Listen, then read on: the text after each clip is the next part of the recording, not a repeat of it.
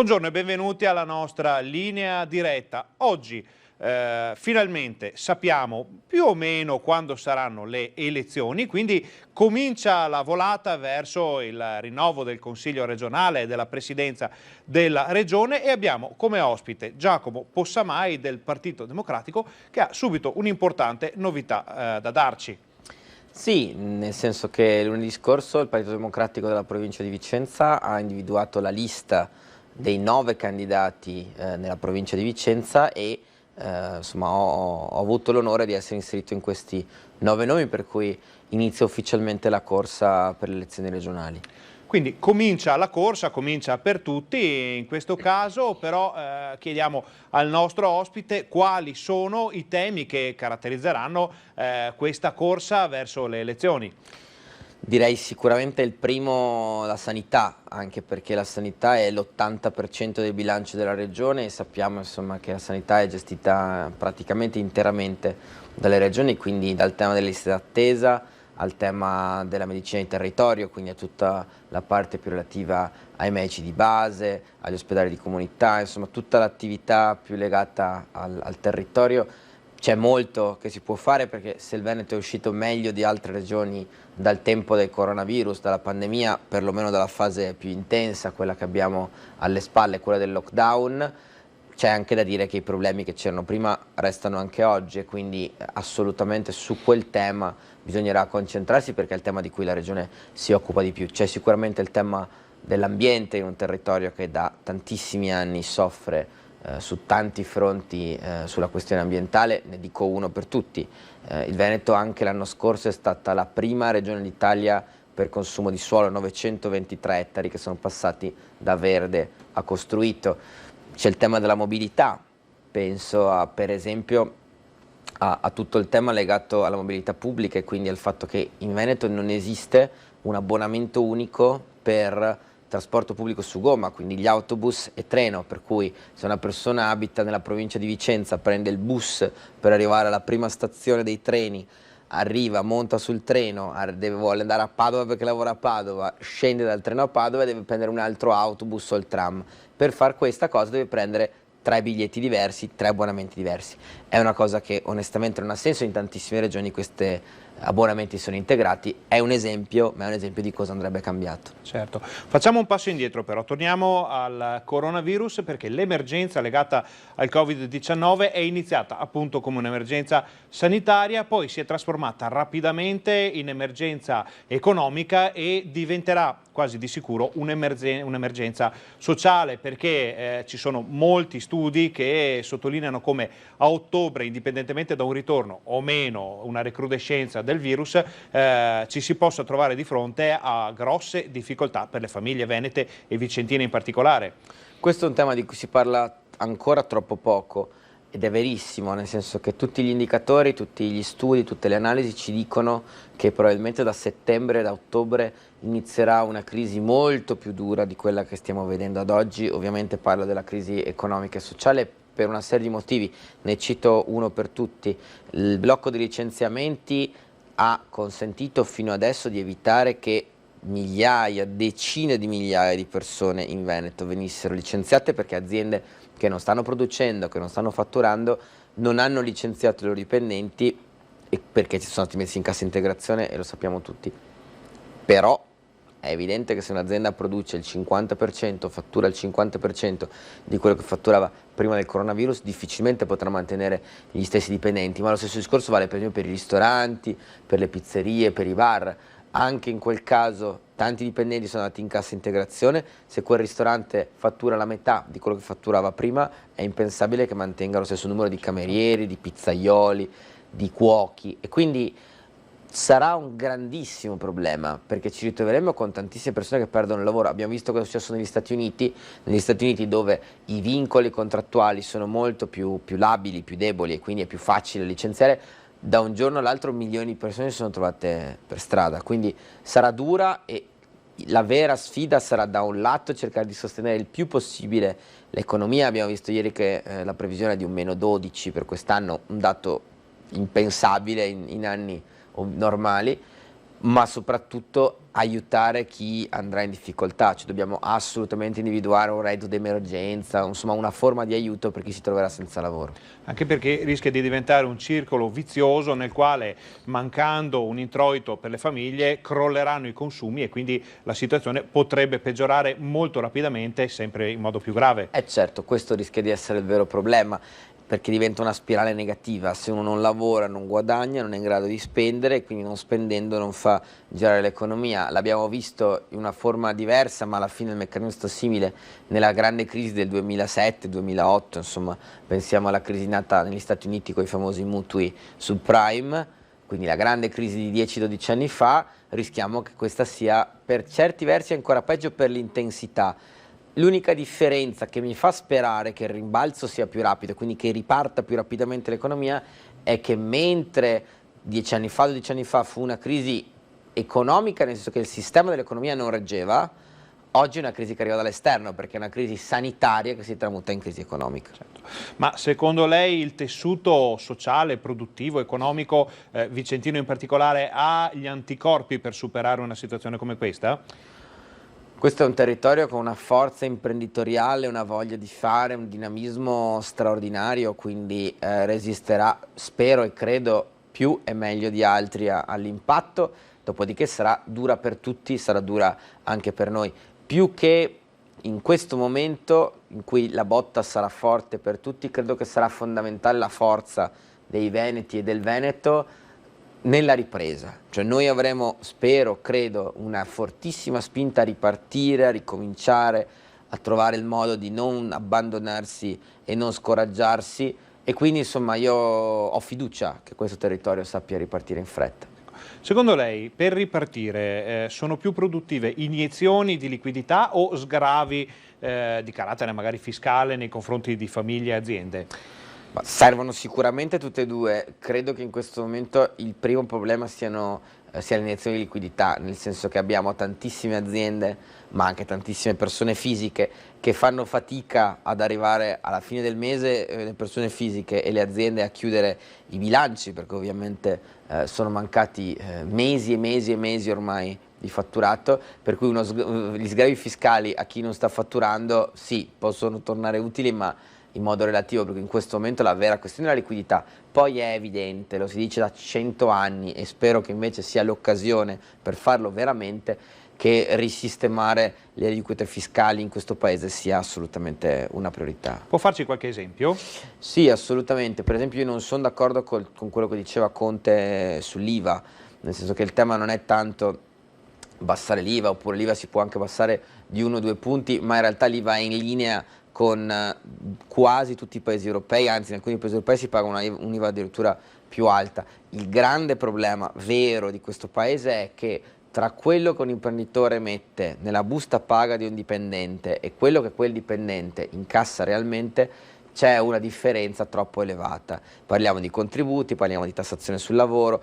Se io pago 3.000 euro di lordo un dipendente, il netto non può essere 1.600-1.700 euro, perché se questo meccanismo diventa complicatissimo per le aziende che fanno anche fatica a assumere e diventa assolutamente disincentivante a lavorare e tiene bassissimo il reddito medio per il dipendente. Non è molto diverso neanche per le partite IVA, nel senso che se si accetta quelle sotto i 65.000 euro che hanno una sforma di flat tax, di fatto la parità IVA tra contributi e tassazione è un salasso assoluto. Quindi se dovessi dire, siccome non si può fare tutto, non si può fare l'IVA, l'IRPEF, il cuneo fiscale, se dovessi dire la vera priorità è quella, perché è quella che fa ripartire i consumi più di tutti.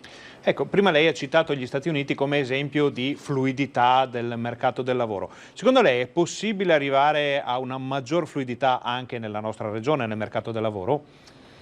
Allora, penso che sia necessario in questo momento, mi spiego, alcuni vincoli sui contratti a termine, alcuni vincoli sui contratti a chiamata, cioè sul fatto che appunto il lavoro possa essere anche saltuario, in un tempo come questo devono assolutamente essere tolti, nel senso che non è pensabile che nel momento in cui le aziende non hanno chiarezza su cosa succederà domani, se assumono una persona la debbano assumere per sempre, quindi questo è un momento anche assolutamente particolare. Dopodiché l'altra questione storica di cui si discute da sempre è se si tutela il lavoratore o il posto di lavoro.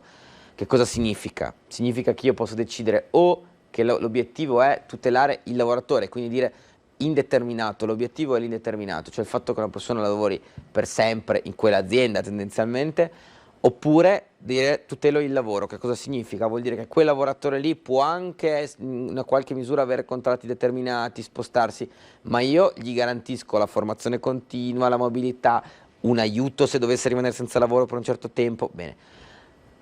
Il problema è che in Italia non abbiamo mai deciso veramente fra questi due modelli, cioè oscilliamo costantemente. Oggi sicuramente serve una maggior flessibilità, cioè serve la possibilità di assumere a tempo determinato. Penso che alla fine di questa pandemia, alla fine di questa crisi poi che ne segue, dovremo tirare le fila e anche su questo rimettere le mani. Cambiamo argomento, ma è un argomento che si collega comunque con il rischio povertà che grava e graverà verso l'autunno su moltissime famiglie. Povertà spesso confina con degrado. Abbiamo visto, in questo caso parliamo di Vicenza città, ma anche alcune altre aree della provincia di Vicenza cominciano a segnare qualche segnale in più rispetto a questi problemi, soprattutto per quanto riguarda la droga o i furti. Secondo voi c'è qualcosa che si può fare per arginare? Beh, come sempre in tempo di crisi aumentano tutti i fenomeni di disagio sociale, quindi come diceva lei sicuramente l'aspetto della droga, sicuramente l'aspetto dei senza fissa dimora, dei senza tetto, vale anche ovviamente per i furti e per tutte le attività più criminose, dove c'è difficoltà, dove c'è disagio, dove c'è povertà, aumentano inevitabilmente, quindi sicuramente non sarà un tempo facile neanche su questo fronte. Che cosa si può fare? Anche questo è un tema di cui si discute da sempre, la bacchetta magica non ce l'ha nessuno, l'abbiamo visto, per citare, visto che mi chiedeva di Vicenza, Francesco Rucco quando è diventato sindaco, anzi quando si è candidato sindaco, ha detto che in 100 giorni avrebbe trasformato Campomarzo in un posto meraviglioso che ricordava gli Champs-Élysées a Parigi. Devo dire che oggi la situazione è peggio di quando è arrivato, quindi come vedete e come sappiamo ormai la bacchetta magica non esiste. Mi viene da dire che ci sono alcune cose da fare. Una è sicuramente il fatto che negli ultimi decenni ormai abbiamo perso una quantità importantissima di forze dell'ordine sul territorio, carabinieri, polizia, quindi c'è un tema di presenza sul territorio, perché ricordiamoci poi che la sicurezza è compito dello Stato e non dei comuni. La polizia locale, a cui ogni tanto chiediamo di fare come Rambo, in realtà una volta era semplicemente erano i vigili, cioè quelli che dirigevano il traffico. Oggi gli viene chiesto di fare operazioni antidroga, quindi insomma sì, complicato per chi ha costruito una professionalità completamente diversa, quindi sicuramente c'è un tema di maggior presenza sul territorio, e l'altra è la tecnologia ci può aiutare su molti fronti, penso alle telecamere, penso per esempio alle famose telecamere dei varchi, no? Le telecamere alle porte delle città che consentono immediatamente di riconoscere quali sono le auto rubate. Perché? Perché con ogni evidenza, se vado a fare un furto ovunque io debba andare a fare, probabilmente lo faccio con un'auto rubata, non lo faccio con la mia macchina, perché sennò mi vengono a trovare a casa. Quindi ci sono una serie di strumenti assolutamente efficaci che si possono mettere in campo. Ecco, un altro dei temi che si tende a lasciare da parte nei momenti di crisi e di grande difficoltà è quello dell'ambiente. Ne abbiamo accennato prima e l'esempio più lampante sotto gli occhi di tutti è il dissesto idrogeologico che a ogni piovasco, naturalmente sta cambiando il clima, ma piogge intense se ne vedono sempre più spesso, ci troviamo cittadini con l'acqua in casa che ci segnalano smottamenti, problemi di ogni genere. C'è qualcosa che si può fare immediatamente per questo tema? Ci sono due fronti, uno è quello della messa in sicurezza del territorio, su cui qualcosa si è fatto in questi anni, ma si può fare assolutamente di più, nel senso che dai bacini di laminazione all'attività legata ai fiumi, c'è un'attività grande, vasta da fare, dalla montagna fino alla pianura per prevenire il dissesto idrogeologico. E questo è un punto. Dopodiché, mi dispiace, ma non basta, nel senso che c'è una necessità assoluta di svolta nei consumi, nel comportamento che abbiamo verso l'ambiente. Non può essere normale che ormai una volta all'anno abbiamo un enorme evento meteorologico che stravolge il territorio. Penso all'alluvione di Vicenza, penso al tornado sul Brenta, ne abbiamo visti tantissimi, all'Acqua Grande a Venezia, ne abbiamo visti tantissimi in questi anni, ce n'è uno all'anno.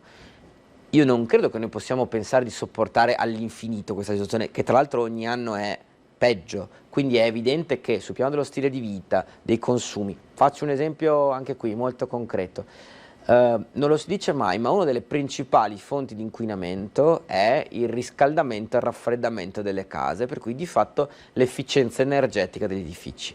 Allora, adesso il governo ha messo in pista, bisognerà vedere come, perché mancano ancora i decreti attuativi, questo ecobonus che consente di risistemare casa avendo uno sgravio del 110%, quindi alla fine guadagnandoci 10%. Bene, è un'occasione unica per stravolgere il patrimonio edilizio di questo paese, che è vecchio e che, essendo vecchio, da un lato è un grande costo per chi ci abita dentro sul piano dei consumi, ma è un enorme costo per l'ambiente, perché proprio per le emissioni, proprio per questo raffrescamento e riscaldamento degli edifici, di fatto la dispersione termica è enorme e quindi l'inquinamento è terribile. Quindi ci vogliono azioni straordinarie. Questo è un pezzo, ce ne vuole sicuramente una su mobilità, ce ne vuole anche una sul fronte delle imprese, che ovviamente hanno metodi sempre meno inquinanti, ma su quello dobbiamo lavorare tantissimo, dai filtri alla depurazione, perché un pianeta che costantemente peggiora non ce lo possiamo più permettere. Un tema che sembra quasi raggruppare tutti i temi di cui abbiamo parlato è quello della viabilità, perché naturalmente mobilità e viabilità in tempi di crisi, in tempi di difficoltà per le famiglie, per il lavoro, in tempi in cui l'ambiente va rispettato forse di più di quello che si faceva una volta, la viabilità provinciale, nel senso del territorio vicentino, diventa un tema di assoluta importanza. Secondo lei qual è lo stato adesso della viabilità e mobilità in provincia? Anche qui una distinzione tra la mobilità su gomma e la mobilità su rotaia. Mobilità su gomma, adesso forse finalmente vedremo fra poco la pedemontana terminata, dopodiché dobbiamo ricordarci sempre alcune cose su questa benedetta pedemontana, una che costerà molto di più, centinaia di milioni in più di quello che doveva costare, due che doveva essere gratuita per chi abitava intorno ai comuni intercettati della pedemontana e invece la pagheranno tutti. Terzo, che le opere complementari e quindi le opere di viabilità ordinaria che consentono l'accesso alla pedemontana dovevano essere pagate dalla regione o dal concessionario e invece questo non accadrà. Quindi non dimentichiamoci la storia, dopodiché la pedemontana sicuramente consentirà di attraversare più rapidamente il nostro territorio. Io sono molto preoccupato per il terzo punto che dicevo prima, e cioè costruire un'opera di viabilità straordinaria come la pedemontana, che quindi porta molte auto a un'elevata velocità sulla viabilità ordinaria senza aver attrezzato fino in fondo gli svincoli, le bretelle, le strade intorno, rischia di inchiodare alcuni paesi, cioè di creare grandissimi problemi alla viabilità ordinaria e alle strade che poi passano dentro i comuni, ma questo secondo me lo vedremo il giorno in cui verrà inaugurata, fino in fondo, non un pezzo alla volta. Questo è il punto sulla viabilità ordinaria, sulla viabilità su gomma. Anche lì ci sono tantissime opere che ancora aspettano di essere realizzate, devo dire, penso a Vicenza, la bretella alla SP46, quindi la bretella dell'Albera, quella che da Vicenza Ovest dovrebbe portare a Costa è un'altra opera di cui si parla da 20 anni, che è oggi cantierizzata. Vediamo che i cantieri vanno molto a rilento, davvero speriamo che venga sistemata e chiusa il prima possibile. Sulla viabilità su ferro devo dire stiamo messi peggio, cioè se pensiamo che la linea Vicenza-Schio non è ancora elettrificata, per dirne una, e che ancora oggi i treni regionali sono troppo pochi, troppo affollati per una scelta storica, in questo caso della regione, e cioè di non aver spinto per il quadruplicamento ferroviario, cioè vuol dire avere invece i 2 binari 4, beh, questo è un tema enorme per la viabilità e per la mobilità di tantissimi pendolari ogni giorno. Perché? Perché se tu non dai l'alternativa di muoverti in treno, tutti si muoveranno sempre in macchina.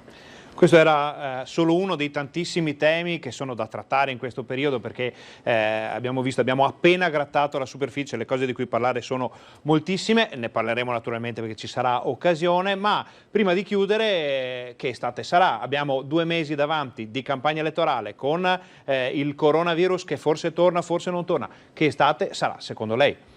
Io spero che insomma, i nostri cittadini possano, chi ovviamente se lo potrà permettere, perché anche questo sarà un tema, godersi un'estate sulle nostre montagne, sul nostro territorio, riscoprirla. Siamo vicini a Bassano, penso alla Val Brenta, penso all'Altopiano, penso anche alla Val d'Astico dall'altra parte, penso a Recoaro. Abbiamo delle montagne, dei territori meravigliosi che in molti casi devono praticamente essere riscoperti, perché siamo più abituati magari ad andare in Trentino invece che in un'alta badia o girare l'Italia per andare in vacanza, e invece questo momento che ci porta magari a una minore mobilità, a spostarci di meno, può essere una straordinaria occasione per il turismo di prossimità e quindi anche per rilanciare alcuni territori. Spero, mi auguro e credo che questo possa essere il messaggio di quest'estate.